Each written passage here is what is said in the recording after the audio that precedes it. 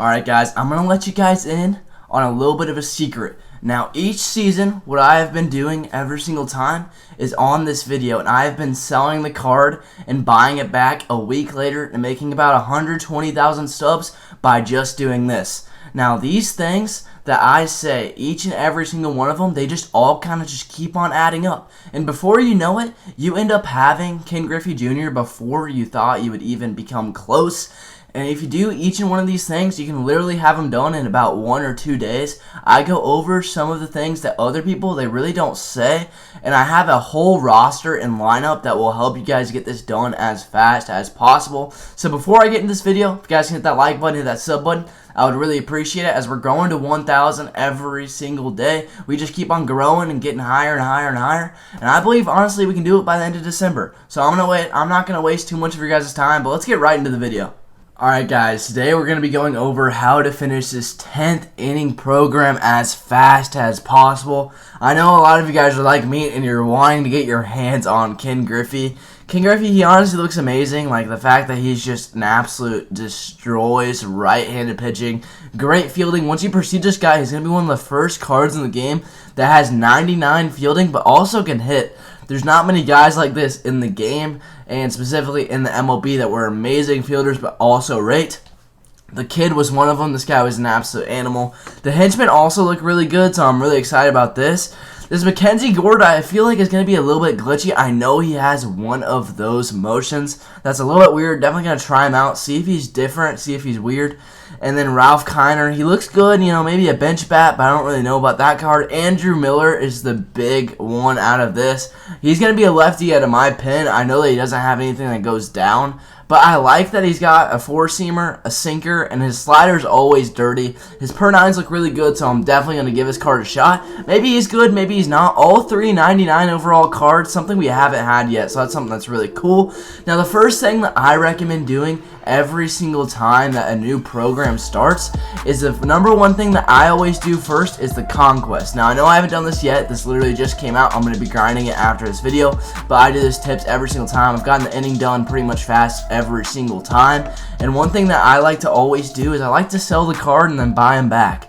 And so the conquest, the reason why I like doing it so much every single time and doing it first is because you get so many stubs from this that I feel like it should be your priority. You get so much stuff from this. This is all free stuff that San Diego Studios is giving you. They literally give you a 20 bundle in this, and there's so many hidden packs and hidden pack locations and stuff like that going on. And so basically I just wanted to let you guys know that doing this conquest map is going to get you guys a lot of stubs. Every time I do this, I usually come out with about 15k, 20k, and you know, it's not always every day that San Diego Studios will just hand you stubs. So I recommend taking advantage of the conquest. One thing you want to do is make sure you're doing all of this first to make sure that it's not turn-based stuff. This one doesn't look like it has any turn-based stuff, but if it did, you'd want to do those first and be smart about that. That way you don't have to play extra games at the end. So basically what I'm saying is do your 10th inning conquest. It helps a lot. My next idea that you guys should do is definitely the Showdown. The Showdown, it helps you out a Showdown. I know the Showdown can get pretty annoying sometimes, but you gotta just do it and kind of just crank it out. Some of my tips on Showdown, I know that some people really struggle with Showdown, but they do make this one pretty dang easy. And if you're wanting to go even faster, if you're more of an advanced player, what you can do is you can end up skipping some of these moments that take a while. I end up doing this sometimes too. Whenever you're drafting, I always consider that you guys should be drafting power. It is Showdown, so never draft any pitchers. I don't know if any of you guys are doing this, but definitely Ralph Kiner here is the move. Pitching does not really matter, and it's not really something that you face. The Showdown boss is a lefty though, so make sure you keep that in mind. So you're going to want guys that rake lefties. Out of these guys, I like Brandon Phillips, I like Luis Robert. I'm going to pick Luis Robert, I like his swing. And then Nicholas Castellanos is also someone who absolutely destroys right-handed pitching and left-handed pitching. So I'm going to go with this guy. Basically, you just want to be picking guys with power. So Eugenio Suarez, great pick. You want to be drafting people that absolutely hit bombs. The more power, the better, because you're going to want to hit tanks. And this is on all-star difficulty, veteran difficulty, actually. And so you're going to want to have these guys that can really swing it, because it's going to help you out. and contact and vision doesn't matter as much in lower divisions as long as you're putting the PCI on the baseball. I like significant 2-strike boost because one thing I like to do whenever I'm at the end showdown is I like to take until I have 2 strikes. It kind of just lets the pitcher lose some of his stamina bar, and I feel like it's always helped me out, so that's something that I do. So that's how you draft. I wanted to go over a quick draft. Alright, so after this, my main point is going to be do your dailies. Now, every single day, you gotta do your daily diligence. This is gonna help you get this so fast. So what I already did is I've already done most of the exchanges. I already did one of the exchanges, so this is my second exchange of the day. One advice I like to give players is that whenever you're trying to do the inning, the day before the inning, don't do any of your missions. Because if you do some of your missions before that, then they're not gonna be able to stack like I did on the first day. Just kind of a little bit of a tip from player to player. That's what I like to do.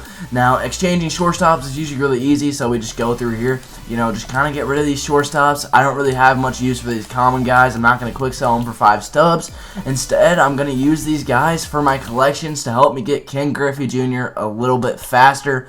I'm super hyped to use this card, and I should have him by the end of next week. This guy's just going to be someone who's really amazing, and once I start to play ranked a little bit more, especially whenever that new season comes out and I'm going for those new World Series rewards, I'm going to get them really, really fast. So like you said, you know, just doing these really easy, really fast, it's going to help you out a lot. Do these missions. You can just hop into, especially these inning games, just make a little bit of a team and go into a little game against the CPU, play 2 innings, and quit. It stacks with everyone in there, so if your left fielder, center fielder, and right fielder are all twins in this case, then it'll end up working out for your program. So make sure that you're putting multiple players in so you're not having to play longer than you should. Make sure that you just kind of get all these done. Starting pitcher shutout, that is kind of hard, but you know, maybe you'll get out of it in a ranked seasons game. Maybe you'll shove and you'll do it. That's really impressive, but I would probably get a new mission on this one. 3 stolen bases, that's a lot easier. I have Ty Cobb. It's going to be really easy. I'm going to get that done in about 2 games, and it's kind of just something that's pretty easy. My next thing after the conquest and the showdown, the dailies, you're going to want to do Joe Morgan. Now, I know that a lot of people are like, well, I don't need Joe Morgan on my team. He's good for the event. He's kind of just a cool player in general. If you're going to want to get this done as fast as possible, I definitely recommend getting Joe Morgan. I just kind of like doing these too because they're handing you a free 99 that you can use in events and all sorts of stuff like that, little fun games. And Joe Morgan, he honestly doesn't look that bad. His swing was a little bit glitchy last year. He wasn't that bad. He was kind of good. He crowds the plate a lot, something I like. 92 fielding at second base, so he's kind of a lockout there.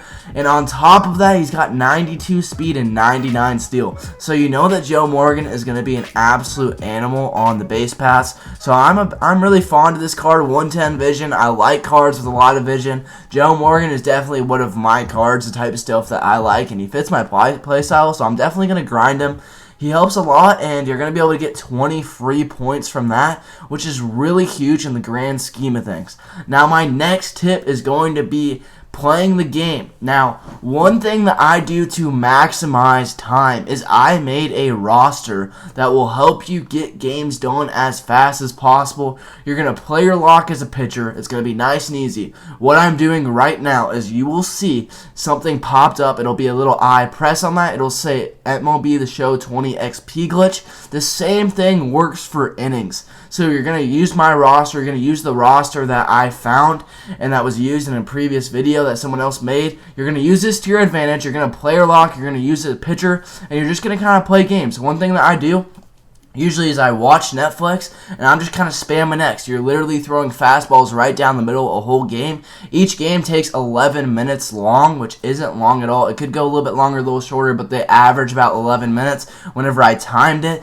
And you're going to be getting 2 program stars for every 11 minutes. And I kind of really I suggest this is what a lot of people do. And now you're not going to absolutely abuse this because you'll get bored of it. But if you really want to just sit there and get these games over with and end up getting Griffey in just a couple hours, so one thing I like to do is just put on a movie, put on a couple movies, and who knows, you can get Griffey, and before you know it, and you're just hanging out watching a movie. So check that out. Do what I said in that video, but that's how you're going to do it. It's going to just help you out a little bit more. I know that I'm sending you from one video to another video, but it helps, I promise you. Now, my last thing that I think you guys should do is you got to play events. Now, the one thing I like events is not only are you getting so many rewards, but you're getting all this free stuff. And on top of that, you're helping out your inning because each time you play, you're getting about 2 get 2 points per game. And the thing, I know that doesn't sound like a lot, but if you end up hitting the crap out of the ball and you're getting a lot of hits, you're getting a lot of challenges done, then you're going to just compile, and you're going to end up getting more program stars and more program stars. And so it ends up helping a lot more than you think. One thing that I did last inning was doing that Goose Gossage event. It got me the boss just so fast. I ended up getting Jansen literally like that. It happened so quickly, and before I knew it, I already had him, and I was able to sell him for about 300,000 stubs at the time. I ended up buying him back for about 180,000 stubs, so I made a nice little profit there. And so basically, to wrap this up, what you're going to want to be doing is you're going to want to be doing your dailies every single day. Take your time on that showdown. I know it kind of can be hard at some times. Make sure you do your missions. It's not necessarily something that you need to do right away. One thing that I recommend doing is it's almost a new season. At November 2nd, it resets. So make sure that you're doing that in November 2nd. Those should be a little bit easier games. And the thing about that is that you're not going to be playing people that are as high ranked. At least I won't in general. And so it's going to help a little bit. I know ranked season wins, they take forever. So just kind of take your time. Knock one out at a time. I wouldn't recommend doing it all at once unless you're an absolute grinder. Then pros to you. But I can't really do that without wanting to stop. And so basically what I do is I usually spread it out. I usually just play a couple ranked games each day. And before you know it, you have 10 games won in ranked seasons. And that compiles for both of these. So you don't have to play 10 ranked seasons game and 10 events games. If you want to just win 10 ranked seasons games, it also counts and you get 30 program stars. Now, one thing I want to know in the comment section below is, do you guys like this boss? Are you kind of annoyed that it's only one boss instead of 3? And are you guys hyped for Griffey? Let me know if you think that there's anything that I left out in the comment section below. I appreciate every single one of you guys, and I'll catch you guys in the next one.